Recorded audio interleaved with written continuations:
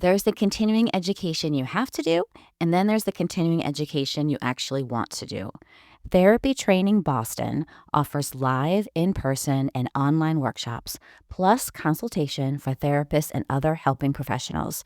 It's designed to support you as a whole person while satisfying your CE requirements. All offerings teach with an eye towards context, power, and relational justice, and draw on the family systems theories and best practices that shaped the IFS model.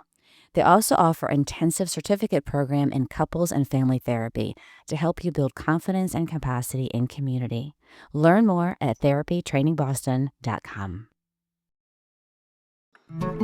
Welcome to the One Inside, an Internal Family Systems podcast. I am your host, Tammy Sollenberger, author of The One Inside, 30 Days to Your Authentic Self.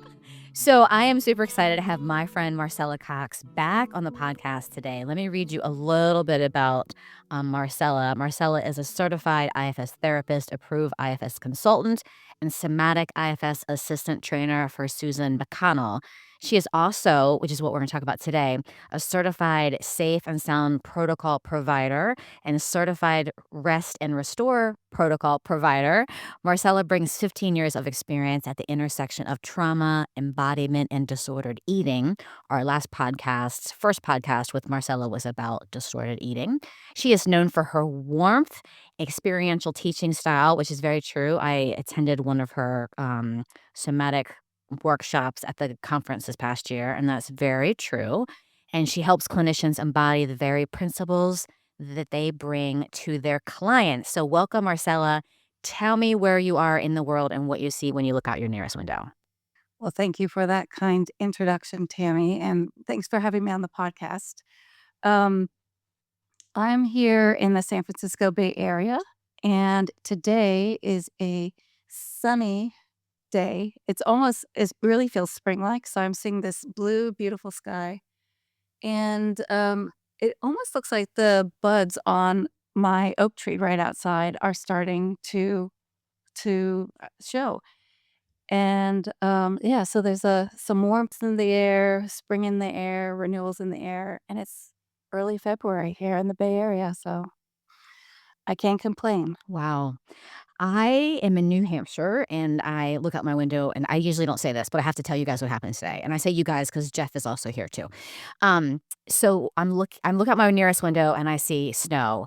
I saw a fox walk right by my porch today. It was amazing. It was kind of like walking slowly in the snow. It was like this big brown fox. It was amazing. That sounds so cool. It was so I cool. love how you describe it too. You were so excited to see this fox I against that was. white snow. Yeah, Yeah, I how was. beautiful. So, you are back on the podcast today because you have written the protocol. Is it the protocol for integrating IFS and the listening therapies? And the listening therapies are like I had never heard of the listening therapies, but I had heard of safe and sound protocol. Like I had heard of that before. So, would you say that you wrote the protocol for the integration, or what? How would you say that? I am the lead author on that protocol. They're calling it the Combined Delivery Guidelines, and, um and there were also fabulous contributors, who helped with that document. Maybe would it be okay if I give them a shout out? All right, hopefully I can remember all their names. Noemi Sullivan, who was a lead contributor, and, Carrie Campbell, I should probably pull them up. Tammy Dunn, Frances McBride, and Sandra. Her last name begins with an A, and I can't remember it off the top of my head. I wanna say Adeline, I might have that wrong. And then, of course, Leah DeWang, from Unite. So, it was about 9 months, so we could have had a baby in that time of coming together, and it really was like a birth, like this creative process, and I was the lead author, so I pulled it all together and wrote it up and got it through the process. So, okay, so tell everybody what Unite is. They are a company that's distributing these listening therapies. So Stephen Porges developed the Safe and Sound protocol, which is what we'll be discussing today. And he and another person, Anthony Gorey, developed this Rest and Restore protocol. And that there's one more listening therapy that I'm not as familiar with called the integrated listening therapy. So the company puts out all of these different listening therapies that can be used um, in a variety of contexts. So I'm focused on mental health and combining them with IFS, but there are like occupational therapists, other types of folks who might be using these listening therapies to help their clients. And really, what the listening therapies are doing is helping with nervous system regulation. Okay, so I'm gonna just make a note. I'm gonna make a note about that. So, and I'm gonna back us up because I wanna hear about what all the treatment, what diagnoses this can help with. I think that's interesting. So it's not just mental health. There's other things that this can help with. Yeah, yeah, Okay, and that's a little bit out of my scope, but they're because I'm not an occupational therapist, and how would I use it? I'm not quite sure, but I do know that they use it with kids and yeah, various types of uses that everyone has a nervous system. so if anyone has a nervous system, this would be a helpful tool. From my point of view, and how I would use it is when there is more dysregulation in the nervous system. When someone is, and we can dive more into polyvagal theory and the different states of the nervous system. So someone is stuck in more of a survival state, repeating patterns, and they're more hypervigilant or stuck in more sympathetic states or in dorsal vagal states, then we might consider using a listening therapy that can help their nervous system. So it's really a body based, when, the field would call it bottom up, right? There's no cognitive processing necessarily when we're listening, right? Something is happening with our body, and the nervous system is building more regulation as we listen to these therapies. And so I've been doing the Safe and Sound protocol. So you wear the headphones and so I wear the headphones and I listen to this lovely music. I've done it 3 times for just a couple minutes each time. And I've had some really amazing, amazing outcomes that I'm like, "This is really amazing, and I can't wait to talk about it." Um, so I just wanna say that. So we're gonna sort of shift. We're gonna talk about, the head stuff and what this is and what it means and how it works, and then listen to that and get that information, and then Marcella and I are gonna talk about I'm gonna talk about my experience, and Marcella's gonna talk about her experience, that they were sort of I'm like, "I don't really understand why this works, but here's what's happened for me over the past week or so that I'm noticing." So Marcella's gonna tell us how it works or why it works, and then we're gonna tell you about what we're noticing, if that makes any sense. Total sense, and I'll try to not go too deep. I'll try and just give like the top level. And so grab a cup of tea. Uh, Perfect. Here we go. So polyvagal theory developed by Stephen Porges. It has three main parts to it. The first part is this idea of hierarchy. So we have three parts to our nervous system. We have at the bottom, subdiaphragmatic, the dorsal vagal part of the nervous system. And when someone is that part of the nervous system is activated, when it's more dorsal vagal, we go into an immobilized state of like a collapse or submit. And then the next part of the nervous system is the sympathetic nervous system. And that's what we think of when we think of fight or flight, right? It's mobilized, we got to move, it has a lot of energy to it. And this is where we can get really hyper vigilant, or there's urgency, we need to act. And then the third part of the nervous system is what they call the ventral vagal part of the nervous system. And this is our social engagement system. and it's above the diaphragm, so it also works with like our heart and other organs above the diaphragm, and in the face. And when we think of social engagement, right, is a lot of it is through facial cues. I'm right now seeing Tammy's beautiful face and her smile. And I and just even made a when gagging somewhere. No one can yeah. see me, but I just made a gagging. Sorry. But yes, Sorry. yes. S and I just want to say, when the we record these podcasts at night, I am a lot sillier than when we record them during the day. a Okay. little punchier. Yeah. I'm Yeah, a yeah. little more punchy. Which could be a blended state, right? There's, like, some Oh, activation of, "Let's get this done," and some ventral vagal, right? So there's these blended states as well okay. of, like, I'm socially engaged, but I'm playing. So we have Mm, these blended states, but I'm gonna stay with this first part, and so the nervous system, there's a hierarchy. So if you're in the collapse, in the dorsal vagal, you have to go through sympathetic to get to ventral vagal. So dorsal vagal is on the bottom. So the ventral vagal has 2 branches, really. It's the dorsal vagal and the ventral vagal, and then there's a sympathetic, and they're all working together. The second component of polyvagal theory is this idea of neuroception.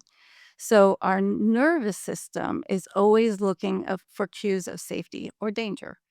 And when we're feeling safe, that's when our ventral vagal system comes on and we can socially engage, right? And that's when we can do our therapeutic work. I mean, we can do therapy. We lean into the therapeutic relationship, into the IFS therapist lending self energy if we don't have self energy.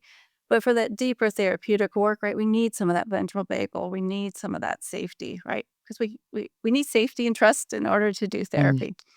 And so our nervous system and our parts are also looking for, is it safe, right? And the three ways we're looking for safety, it's in our body, right? Suddenly, if my heart starts pounding, I might not feel so safe. Or and that could be like, some intrusion, from some past trauma that suddenly is having my heart race. It could be, also in the environment. You think of, like, what's happening in our country right now, and a lot is happening, and it doesn't feel so safe out there. mm, And then it also happens interpersonally, like in this conversation with you, am I feeling safe, right? And what in my body is letting me know that? So it's not necessarily a cognitive process, but my body is sensing it. And I love, Deb Dana, who has kind of taken polyvagal theory and made it easier for therapists to apply it in their therapeutic work. And she said, anytime two people are having a conversation, their nervous systems are also having a conversation, which I love. mm. Yeah. I like So that. it's below our consciousness, Yeah. like your nervous system. So if I'm right, my body would be sensing if someone is really nervous or if they're feeling unsafe. Like my body will be picking that up. Yeah. And then the third part is this idea of co-regulation. And I love when we just started the podcast and you said, "Oh, Jeff's still here." I like that, Jeff. And I'm just curious, right? What about that? Like, there might be something here in Jeff's presence that's co-regulating for your nervous system, right? And we'll talk a little bit more about co-regulation and how that applies to these listening therapies. But but with co-regulation, we we learn it in relationship when we're younger. And I heard someone once say, if we don't have if someone wasn't there to help us co-regulate when we're younger, then we learn to auto-regulate. We might start working a lot, or hobbies or other things, because there wasn't another to help us co-regulate. But nature helps us co-regulate. Animals help us co-regulate, and other people help us co-regulate. And so that's a lot what we're doing in therapy. That's good. Yes. Yes. That was very helpful. Okay. So, um, so this is great information. And so how is it that I don't want to ask this questions because it's going to get us off, but I'm like, okay, so this is interesting information, but then how do we use it in healing? But that's the question that I don't want to ask because I don't want to get us too off topic. Okay, can we just do a little bit in relation to IFS? Yes, How would that be? that would Yes. probably be good. Okay.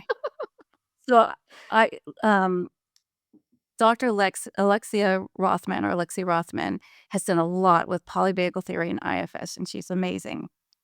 And I watched a workshop with her, and she had said, I'm not sure if it was her or she was quoting Deb Dana, but the nervous system is what parts are swimming in, or it's like the air that they're breathing. And so our parts, even though we might have a hypervigilant part or an urgent part, it's not a nervous system state, but it can Mhm. use that state to get its job done, right? Parts use the body in order to get their jobs done. Protectors do. And self energy, it's not ventral vagal, but it's an emergent quality that can come out of the ventral vagal state, right? When Mm. we're feeling safe and connected. So so the parts in IFS, right? Self energy and parts, they're really connected to how they show up in our body and how they're using our nervous system.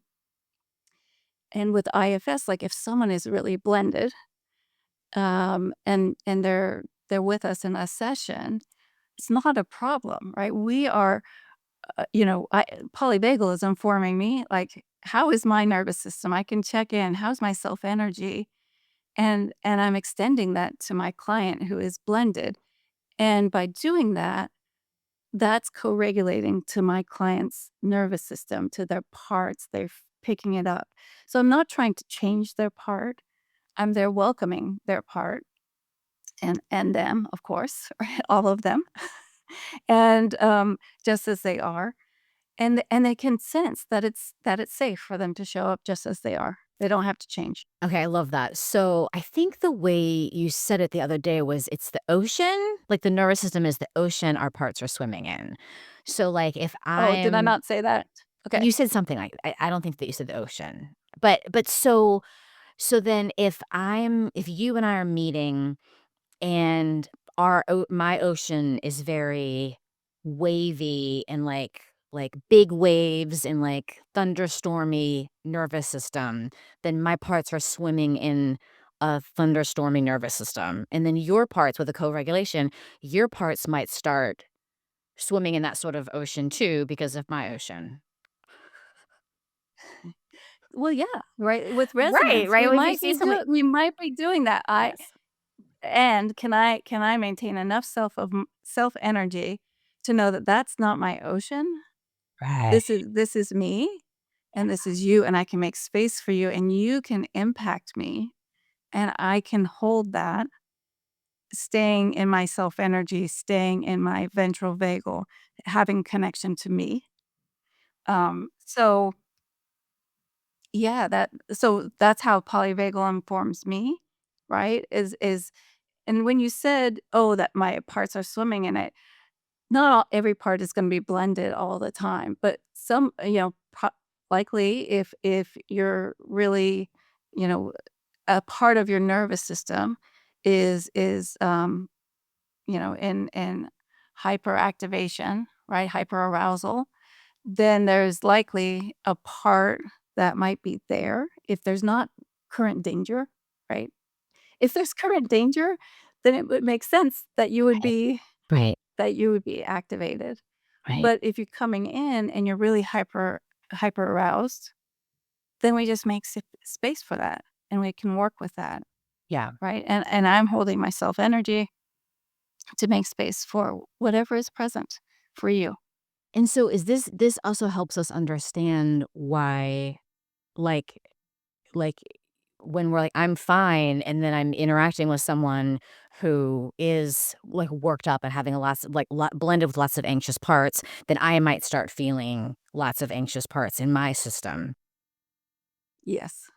Yes, you might because of the idea that our nervous systems are having a conversation. Now, what I also, Cease Sykes, I heard her once say, who I love Cease, that how do you regulate a therapist? Mhm. Do you know this? Yeah. This one? Yep. Yeah, you put a Put a client in client in front front of of them. them. Yeah. Yeah. Yeah, and suddenly when we're doing this work as therapists, right, our parts really give us space. Yeah. If we've done enough work, internal work, they trust us. They give us enough space.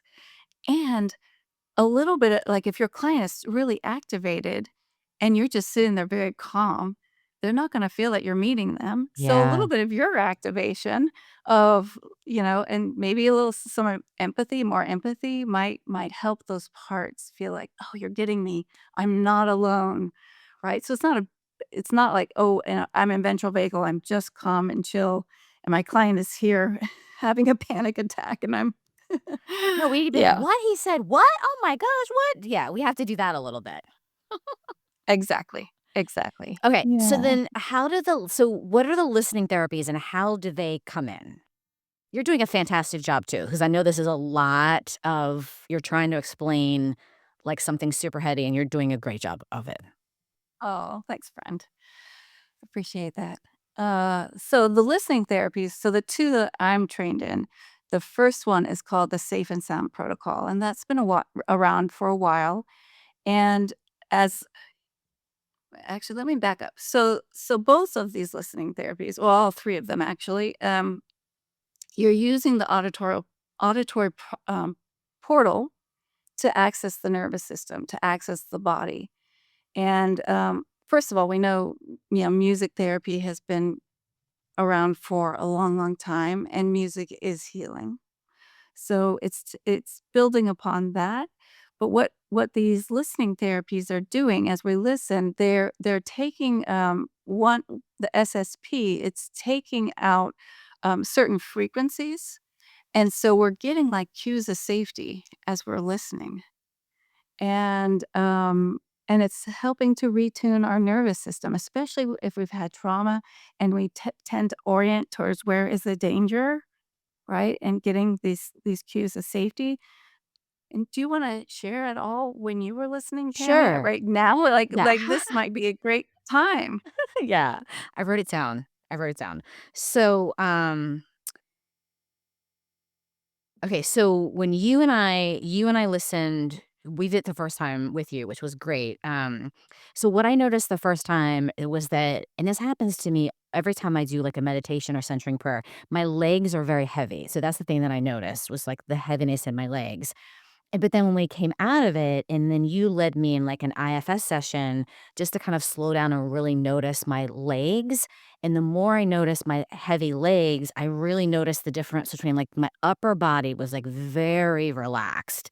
And the more I noticed that I could feel the difference between like my upper body and my lower body.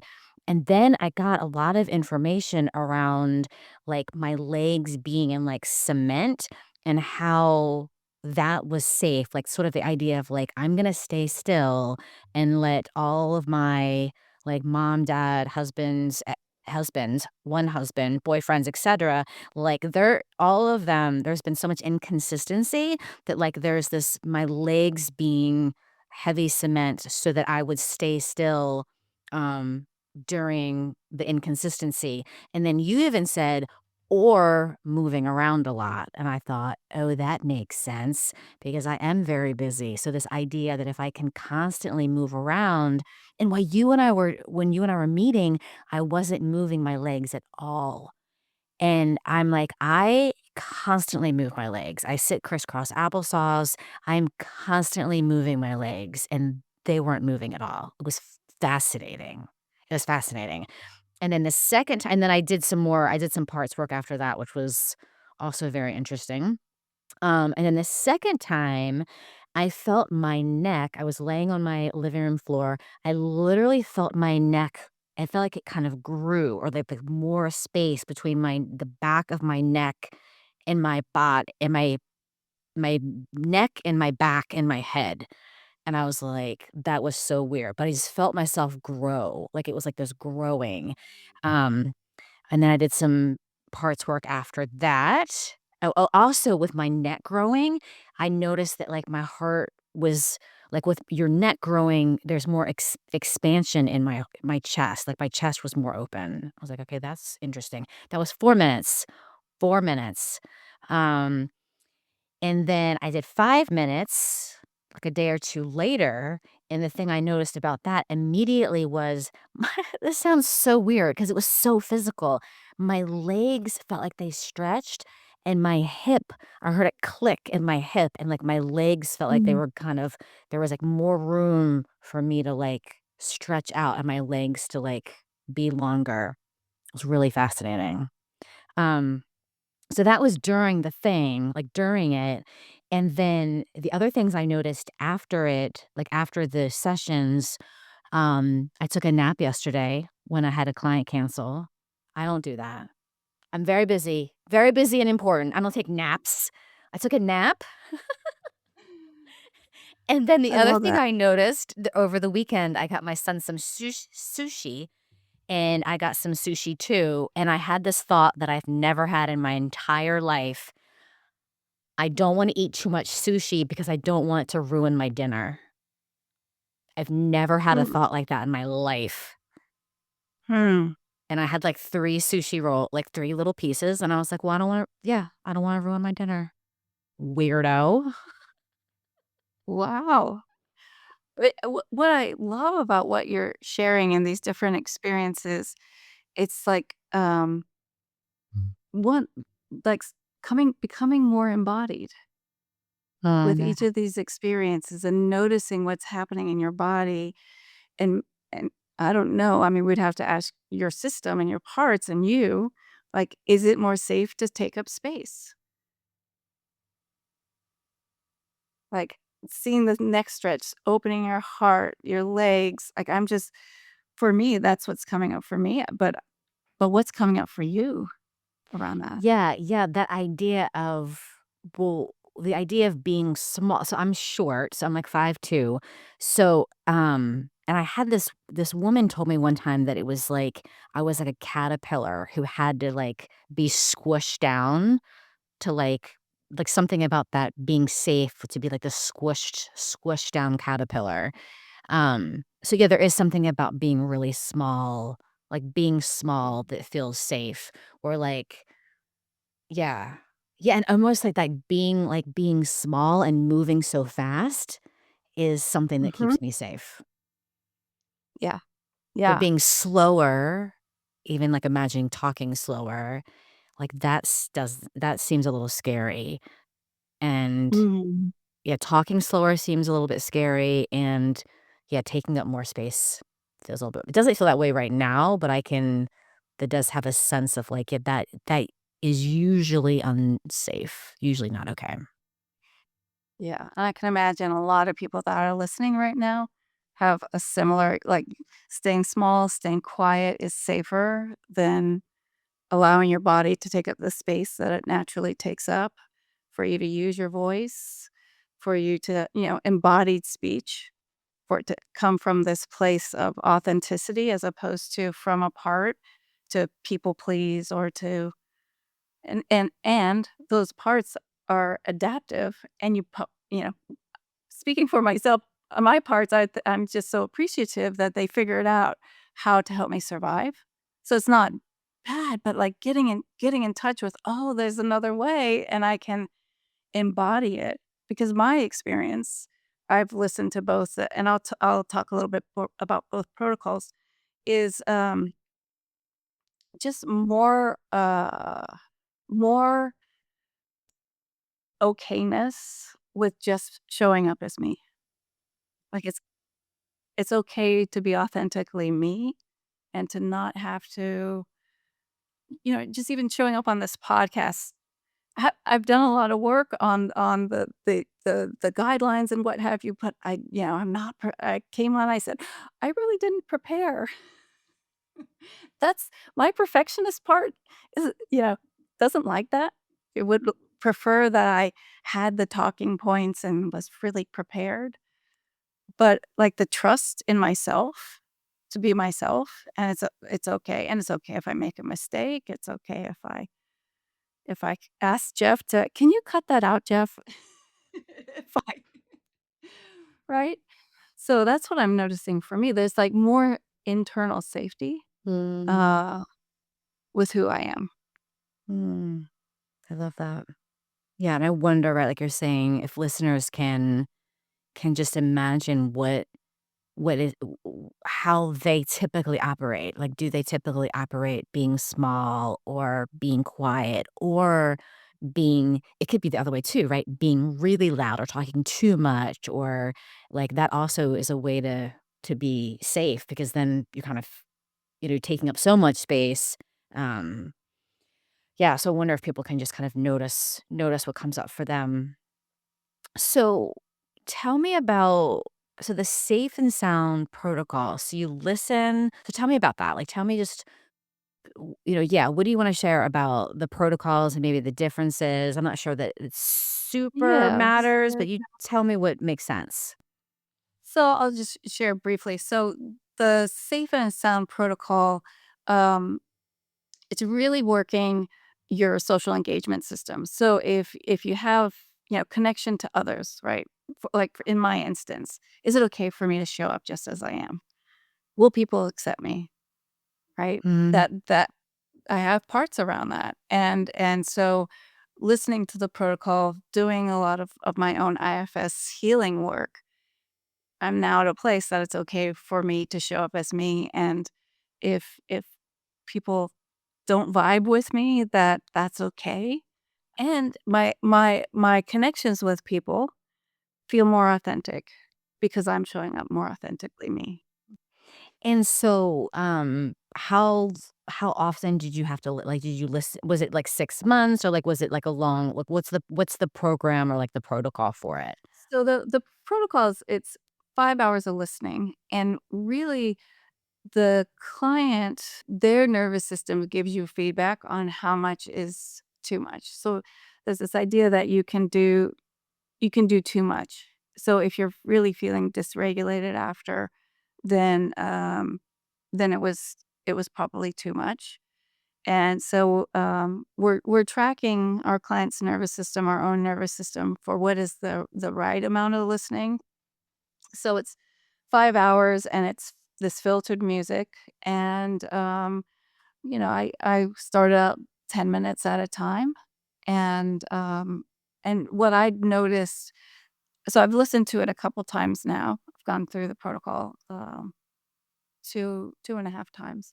But the first time I listened, I got a little vertigo when I would bend over to pick up my dog's bowl to feed my dog, but that was the only side effect that I had. Um, yeah, and so you're listening. The pacing of it is individual to the person. Um, and we're always checking in with our parts, right? There's hopeful parts. I want something to change. I want something to be different, as well as parts that are fearful that something might change or that they might have to go Mm. away or they won't be fully known as they are. Uh-huh. And that's not what we're doing, right? It's there's more safety in the body so we can get to know those parts. Hmm. So more self energy can merge. Yeah. What about the differences between like the safe and sound? Let's say there's three different. Like, so how do you know which ones to do? So the rest and restore protocol, so that's the other one that I'm trained in. And that one, um, it what it's doing is it's called rhythmic entrainment. And so it's really supporting healing and in those subdiaphragmatic functions. So if people have chronic stress and fatigue or sleep issues, GI related issues, that protocol might be Okay. better suited for them. And what what I found is they have, like, a little graphic, is sometimes I'll pull up this graphic and talk to my clients, 'cause they might have both, right? And so the rest and restore is more like connection to self. So if safe and sound is connection to others, rest and restore is connection to self. And I heard someone say it's like, okay, if, um if the safe and sound is like the mother's coo, right? Taking out those high and low frequencies, right? Giving you the frequency of self. And by the way, Leah Dewam came up with that word, right? Or phrase, frequency of self. That we're Mhm. listening to. If that's what the safe and sound protocol is, then the rest and restore is like the mother's heartbeat, listening to those rhythms. right? And helping your body come into the natural rhythms. So it's not like our bodies know how to heal, right? We're just giving them some tools to help them come back to their natural state, to its natural state. Mm. What I loved about when we met was that we, um, did it, like, I listened to it, and then we did, like, parts work, I don't know that I would've noticed that about my legs and explored it, like, with you that way, on my own, so that was so helpful to be able to do both, like, you did a great job of, like, using what came out of that and then doing some work with my system. Yeah, yeah, and I appreciate your vulnerability and just, it was an honor to be with you and to just help you notice Mm. what's physically different Yeah, and help you track that yeah, and bring some and just making the space, holding the space for what naturally wanted to unfold, right? You were in connection with these parts and they were just giving you a whole lot of information. yeah. So just and it's almost like the same thing with when we're doing IFS, we're there as a guide. Mm, We're and we're doing the same with these protocols, right? We're really a guide, helping track, helping hold the container, and co-regulating with our clients. yeah, I love it. What else do you want people to know about this amazing therapy? Well, uh, there if people are interested, they can go to Unite, and, you can put something in the show notes so they can get more information. I recently did a webinar with Frank Anderson, and we talked about IFS and nervous system regulation. Um, and so they can find out more information. They can watch the webinars free.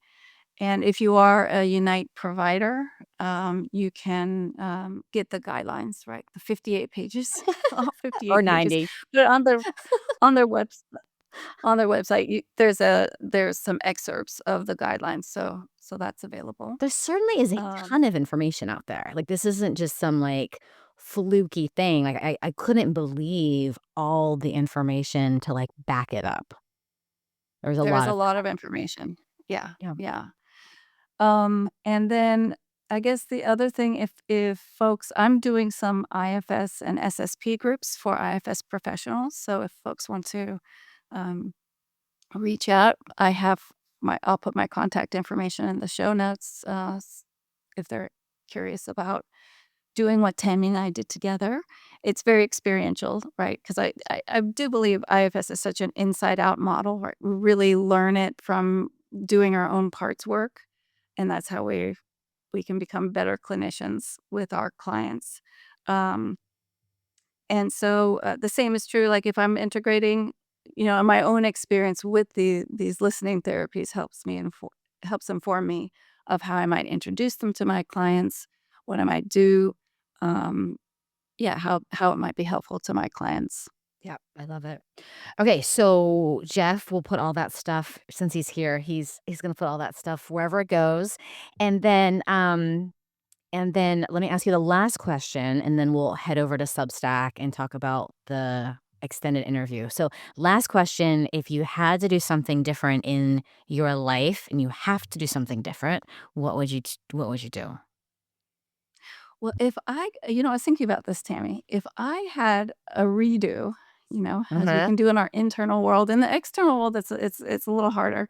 But when I was a senior in college, I ended up taking my s my last year some science classes, and I was kinda disappointed that I waited till the end because I might have changed my major and majored in science.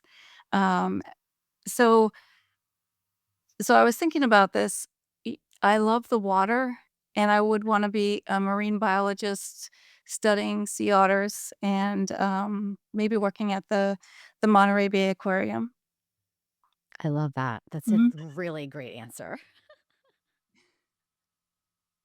I love that. Okay, thank you, Marcella. Thank you for what you're doing. I was just thinking as you're giving that before talking about the sea otters, how cool is it that you're really combining like what you've learned about IFS and what you've learned about somatic IFS and now doing these listening therapies. It's just like all of this expertise and all of your experience is like coming out in what you're doing now. And I love that. I think that's really cool. Mm, thank So you.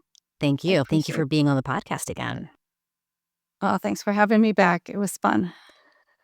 Thanks for hanging out with us today. If you enjoyed this episode, I'd love it if you left a rating, a review, a like, comment, share with your family, your friends. That would mean so much to me.